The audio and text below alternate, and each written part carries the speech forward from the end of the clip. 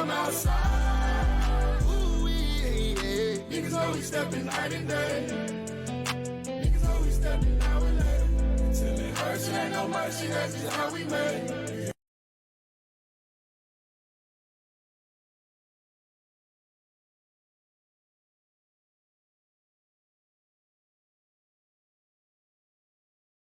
She was a 22-year-old new mom, glowing with pride, cradling her baby girl in every photo she posted.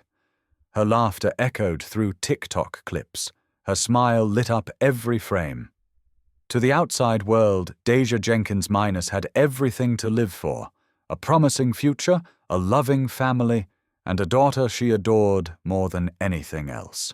Just hours before Thanksgiving dinner, Deja was texting family, making plans, excited to bring her baby to the table for the first time. She promised she'd be home that evening. Her plate was already set. The cranberry sauce was waiting. But she never showed up. A day later, her body was found in a locked bedroom. Her neck was fractured. She had been stabbed 58 times. Her baby was gone. And no one could understand how it had come to this. There was no public cry for help. No warning sign screamed loud enough for anyone to intervene. But in the silence, something was unraveling. A young mother with dreams, surrounded by love, suddenly gone. Who would do this to her, and why? This is the story of Deja Jenkins Minus, and what really happened behind the closed door of that quiet Lowell apartment on Thanksgiving Day 2021. Growing up in Boston, Massachusetts, Deja Jenkins Minus was the kind of girl people remembered. She had a magnetic presence, warm, outgoing, always the one to make everyone around her feel seen. Whether it was at school, with friends, or online, Deja didn't just walk into a room, she filled it with light. Born on February 15th, 1999, Deja was a proud Boston native. Her childhood was full of family gatherings, laughter in the kitchen, and late-night talks with her mother, LaToya. They weren't just close, they were inseparable. LaToya often described her daughter as an uplifting young lady, someone who had an uncanny ability to cheer people up, even on her own worst days. From an early age, Deja had dreams bigger than her surroundings. She loved education, and it showed. She graduated high school with academic honors, and when her peers were just trying to get by, she was thinking about college, about securing a future not only for herself, but eventually for her child. Her focus, her drive, and her heart made her stand out. She wasn't a celebrity, but if you saw her TikTok, you might think she was. Her videos were full of positivity, smiling, dancing, sometimes just holding her newborn daughter close, with a look in her eyes that said, "This is everything." One of her last clips showed her cradling baby Delaney, mouthing the lyrics to a song with a wide, proud smile. That moment is now frozen in time. To her friends, she was Day. That was her nickname, short, sweet, full of sunshine, just like her. She was the kind of person you'd want in your corner. Loyal, loving. She made time for everyone, her family, her friends, and eventually her little girl. Motherhood changed Deja, but only in the way that made her even more herself. She embraced it, shared every milestone. Delaney's tiny outfits, her first smiles. It was all there, proudly posted. "My daughter will never need for anything," Deja wrote in her final Facebook post. She meant it. She was doing everything she could to build a future her daughter could be proud of. But that version of her life, the joyful one, the one full of promise and plans, was only half the picture. Behind those TikTok smiles, behind the cheerful captions and proud motherly posts, something else was happening. Something she didn't talk about as much. Something that would eventually lead her to a place no one could have imagined. As we remember Deja, not for how her life ended, but for how she lived, we invite you to keep her spirit alive. Take a moment to like this video, share her story, and leave a comment with your thoughts or prayers for her family. If you're new to the channel, hit subscribe. These stories deserve to be heard, because no mother, no daughter, no family should ever have to go through this. At first, Leonard Robinson was someone Deja trusted. He had presence, tall, confident, with a quiet intensity that could pull attention in any room he walked into. On the surface, he seemed protective, passionate, focused. He was trying to build a name for himself as a Boston rapper, calling himself Po' Boy D. Rose. Music was his world, and to Deja, it must have seemed like ambition, maybe even potential. They met years before. It wasn't love at first sight, but it was the kind of connection that's hard to explain. Something that starts casual and grows into something more, then becomes confusing just as quickly. On and off. On and off. That was the cycle. Every time they were seen together, people assumed they were working through things. But what those on the outside couldn't see, what they weren't supposed to see, was what it actually felt like to be inside that relationship. It didn't take long before there were signs.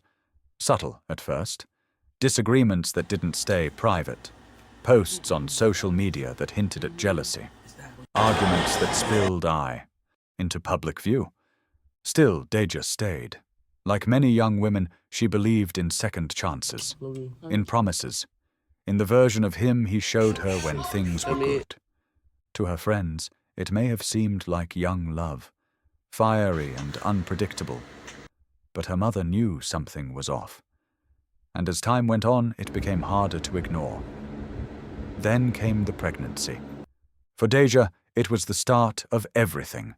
She was overjoyed, glowing in videos, talking about the future, buying baby clothes, preparing for the arrival of her daughter. Every milestone was shared with her usual optimism. The world saw her fall into motherhood with love and pride. But for Leonard, something shifted. While Deja posted videos of baby kicks and nursery setups, Leonard posted something else. Words that stopped people cold. In a now-deleted Facebook rant, he publicly questioned whether the child Deja was carrying was even his. He claimed he wanted a DNA test. He accused her of cheating. His words weren't vague. They were personal, public, designed to wound. Instead of confronting the situation privately, he aired it online for everyone to see.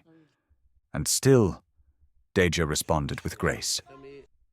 She didn't lash out. Instead, she posted that her baby Delaney was 100% his. Her tone wasn't angry. It was sad, resolute. She wanted him to believe her, maybe to come around, maybe to show up. But he didn't.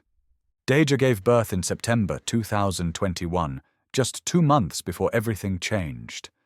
Delaney was healthy, beautiful, a brand new life, already loved by so many. Deja's family rallied around her. Her mother helped. Her friends celebrated. There were photos, videos, posts full of pride. A young mother stepping into her new role with hope in her heart. But Leonard's distance grew. He wasn't posting baby pictures. He wasn't talking about being a dad. What he did post were cryptic, frustrated updates, the kind that revealed more than he realized. At the same time, Deja was celebrating her first days of motherhood. Leonard was quietly building a wall between them. He didn't seem excited. He didn't seem connected. And in the quiet between their posts, something was happening, something no post or story could capture. Their public tension reached a breaking point the night before Thanksgiving 2021. Deja had just posted a statement on Facebook, reassuring Leonard once again that the baby was his. It was emotional, final. She was tired of defending herself, but still holding out hope that something might heal.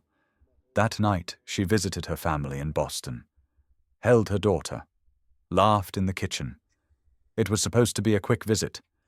She promised she'd be back for Thanksgiving dinner the next day. Instead, she went to Leonard's apartment. She never left. The contrast between her world and his had never been sharper. Deja, filled with joy and excitement about her baby's first Thanksgiving. Leonard consumed by doubt, anger, and quiet resentment. It's a chilling contrast, the joy of a mother preparing to celebrate, and the mind of a man unraveling in silence. And the posts are still there, the smiling videos, the declarations of love, the heartbreak typed out in comments and captions. They remain online like a ghost, capturing a moment that looked like happiness but was already slipping away. Deja's life was headed somewhere beautiful. She just didn't know the person she kept letting back in was quietly pulling it all apart. By late November 2021, the cracks in Deja's world had widened. The Facebook feud between her and Leonard was still fresh. The accusations, the pain behind her posts. But through it all, she kept showing up.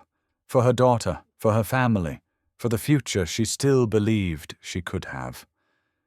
She spent the morning of November 24th, the day before Thanksgiving, with the people she loved most. Her mother, her siblings, her baby Delaney. There was laughter, talk of sweet potatoes, cranberry sauce, and baby's first holiday outfit. She told her family she'd be back the next day for dinner. Everyone was counting on it. There were plans, plates already set, and anticipation in the air. That evening she made the drive from Boston to Lowell. Lowell is about 30 miles north. It's an old mill town with a working-class backbone, once called the birthplace of the American Industrial Revolution. Cobblestone streets, cold November air, rows of homes tucked into quiet neighborhoods. It's the kind of place where people know each other by name. But in recent years, Lowell has carried another name, one of the most crime-affected cities in Massachusetts. In 2021 alone, Lowell recorded more than 2,000 violent crimes, numbers that sent a clear message. And tucked inside those statistics are stories most people never hear. But this one would echo far beyond city limits. Deja walked into Leonard's apartment that night, carrying her baby girl and a small pack of diapers. Neighbors would later confirm they saw her enter. No one ever saw her leave. That was the last time she was seen alive. Her family expected her home for Thanksgiving dinner. When she didn't show, concern turned to panic. She wasn't answering calls. Her phone went straight to voicemail. Texts remained unread. No post, no message, no update.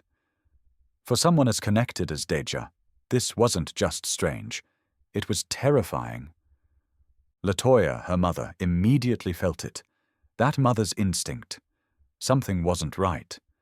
She tried not to overreact, but every hour that passed deepened the pit in her stomach. She used Find My iPhone to track Deja's last known location. The signal was still in Lowell, still at Leonard's place. No one had called the police yet. Latoya got in her car and drove. She didn't stop. She didn't hesitate. When she got to Leonard's home, the lights were off. The doors were locked. The silence outside was too heavy. She knocked. She waited. She came back again and again, hoping for a flicker of movement. A baby's cry. Something. Anything. The neighbors told her they hadn't seen anyone leave. They remembered Deja arriving, but not leaving. All night, Latoya stayed, watching, praying, calling again and again. Nothing changed. On the morning of November 26th, desperation turned into action. Latoya called 911 and requested a welfare check. But before police could arrive, a relative of Leonard's entered the house through an unlocked window. Inside, the air was still.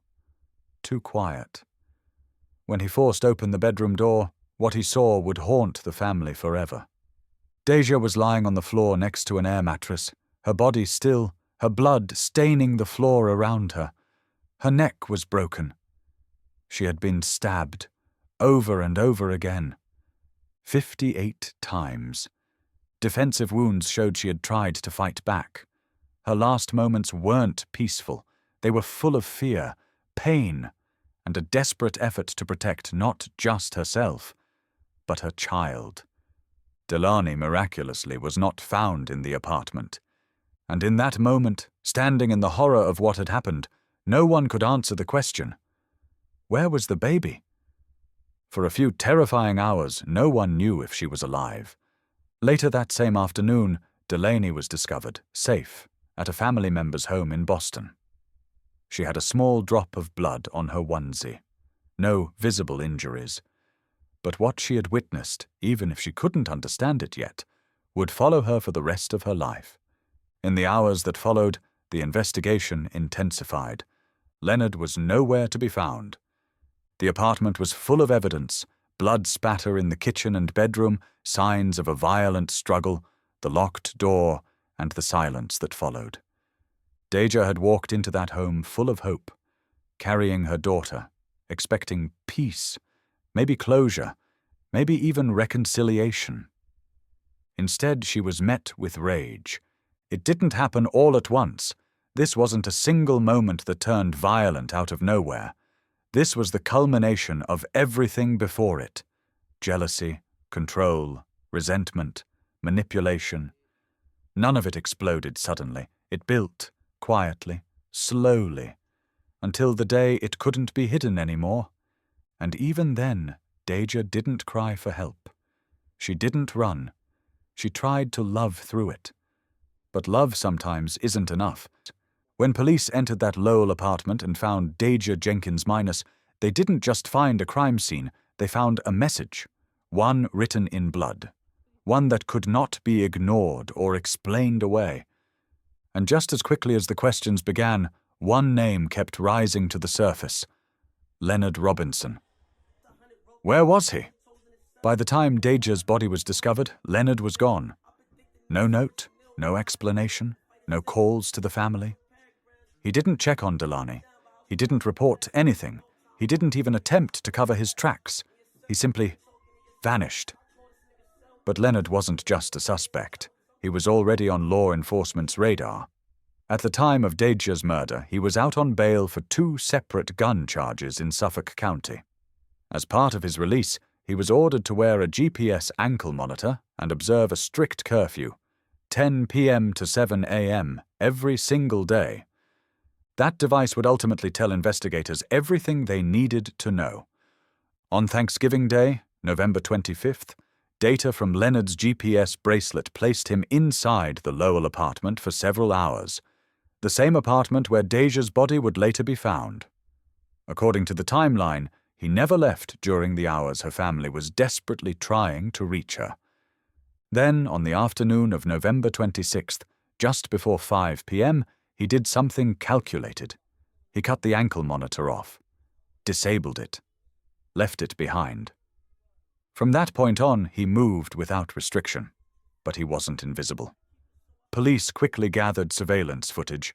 They pieced together his path across several locations in Lowell, using cameras, traffic data, and even witness reports. The digital trail he left was as clear as the physical one in that bedroom. He didn't run far. On November 28th, just 2 days after Deja was found, Leonard was located inside another home in Lowell. Police moved in. The arrest was swift. Footage from the arrest shows Leonard calm, blank, expressionless. He didn't resist. He didn't speak. He didn't cry. He just stood there, quiet, as if he had nothing left to say. But the evidence was speaking for him. Investigators found a blood-soaked crime scene, a body showing signs of sustained and targeted violence, and a timeline that left little room for doubt. Leonard never called 911. He never attempted to save Deja, to explain, or to take responsibility. He took the baby, left the city, and disappeared. Some said he delivered Delaney to a relative out of guilt. Others believed it was to buy himself time. Whatever the reason, it didn't change what had already been done. In court, Leonard Robinson pleaded not guilty. Even as prosecutors outlined the brutal details of Deja's murder, even as LaToya sat just feet away from the man accused of killing her daughter, he showed no emotion. Behind his mask, he gave no reaction. He didn't look at the family. He didn't speak to the judge. He simply listened. And that silence, it was deafening. But the silence didn't erase his past. Leonard already had a record of violent behavior, gun charges, probation violations, arrests. He was only 22 and already known to the system. Yet somehow he was still out, still walking free, still able to commit one final act of cruelty that no one could undo. As the media picked up the story, outrage followed. How did this happen? Why wasn't he being monitored more closely? How many chances had he been given before one innocent life was taken and another left behind without a mother? And the internet, watching this story unfold, wasn't buying the idea of self-defense. The public saw the photos, the videos, the posts Deja had made in her final hours.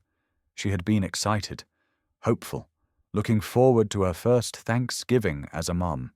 No one saw a woman preparing for a fight.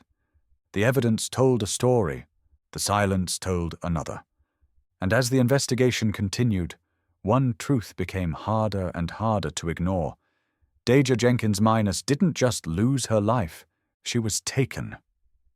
The courtroom was silent. Just days after his arrest, Leonard Robinson stood before a judge, charged with the murder of Deja Jenkins Minus. His face was still, his expression unreadable. When asked for a plea, he responded with 2 words: "Not guilty." The room shifted. A hush, a pause, and just feet away, LaToya Jenkins sat, holding her composure with everything she had left. It had been less than a week since she found out her daughter, her only daughter, had been taken from her in a way no mother should ever have to imagine. She hadn't slept, she hadn't eaten, she had barely stopped shaking. But she was there, in that courtroom, watching the man who took everything from her say he didn't do it. Leonard's public defender petitioned the court for a transfer. He claimed Leonard was in danger at the Middlesex House of Correction, where he was being held without bail. The court didn't oblige, no leniency, no special treatment. He would stay exactly where he was. Outside the courtroom, the community was already mobilizing. News of Deja's murder had spread fast. People shared her TikToks, her photos, her final Facebook post. "My daughter will never need for anything. Can't wait to celebrate her first Thanksgiving." It didn't seem real. Not to the people who knew her, not to those who had only just discovered her story. But the facts were in front of them. A young mother, full of hope, gone in an instant. Candlelight vigils were held in both Boston and Lowell. Strangers held signs, neighbors lit candles. Friends stood shoulder to shoulder with Deja's family, wrapped in blankets, trying to process the weight of what had happened. Some held their children close. Others just cried. There were no speeches, just silence and flickering lights. Inside the courtroom, the wheels of justice were turning slowly. Too slowly. Leonard Robinson had 3 prior convictions for violent offenses. He had violated probation more than once. He had been arrested for gun possession. And yet, he was out, free, wearing a monitor that was easy to cut, living in the same space Deja entered with her baby, and never left. It raised questions about supervision, about bail, about how many red flags a person can wave before something finally snaps. And still, as of 2023, Leonard Robinson remained behind bars, awaiting trial. No verdict, no closure. For Deja's family, the grief is daily. Not just the loss, but the reality of raising Delaney without her mother. A 2-month-old baby, now a toddler, being brought up by grandparents who carry the pain of every memory. Every milestone comes with a shadow. First words, first steps, birthdays. And always the question, what would Deja have said? What would she have done? LaToya has said she will never forgive Leonard, and she doesn't have to. She's raising Delaney now, trying to give her the life Deja wanted so badly for her, trying to be both grandmother and mother, trying to explain the impossible in words a child can one day understand. Social media has become a place of remembrance, People leave comments under Deja's old posts. They reshare her videos. They demand justice in hashtags and threads. They send messages to LaToya, some from complete strangers, saying they're watching. They care. They're waiting too. And underneath all of this is a bigger conversation. What made Leonard do it? Was it jealousy? A fear of being replaced? An anger he never learned to control? Was it the loss of control that drove him to something this final, this violent? Experts would say yes. A history of violence, a lack of accountability, unchecked ego, deep insecurity masked by control, patterns that show up again and again in cases like this. But this wasn't just a pattern. This was Deja. A person, a mother, a daughter, a friend. More than a statistic. More than a headline. She had a future. She had love. She had a name. Could this have been stopped? That's the question that echoes long after the headlines fade, after the candles are blown out, after the courtroom is cleared and the cameras are turned off. Could someone have said something? Could a call, a visit, a warning have changed the course of what happened in that apartment? Could Deja Jenkins Minus still be alive today? The truth is hard to face, but we have to, because this wasn't just a sudden act. It was the result of tension that grew, signs that appeared, moments that were overlooked or dismissed. A jealous message, a controlling tone, a silence that didn't feel right. And even with love in her heart, Deja was not safe. Too many people ask, why didn't she just leave? But that question never tells the whole story. Victims stay for reasons that can't be explained in a single sentence. They stay because they want to believe in change, because they remember who the person used to be, because there's a child involved, because the fear of leaving feels heavier than the fear of staying, because no one sees what happens behind closed doors. Deja was strong. She was bright. She was determined. But even the strongest people can be caught in something they don't know how to escape. Love shouldn't come with pain, but when it does, it can be hard to tell where love ends and control begins. There are lessons here. If someone constantly makes you question your worth, it's not love.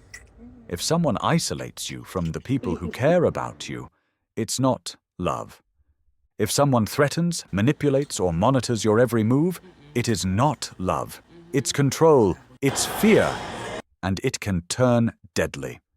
We tell these stories not to sensationalize, but to warn, to say, pay attention, to remind you, if something feels off, it probably is. And if someone you love is pulling away, don't stop checking in, don't stop asking questions, because Deja mattered. Her story matters. She was more than a mother, more than a daughter, more than a statistic in a courtroom report. She was life, joy, energy, and now she's a legacy. One that demands attention, one that deserves justice, one that should never be forgotten.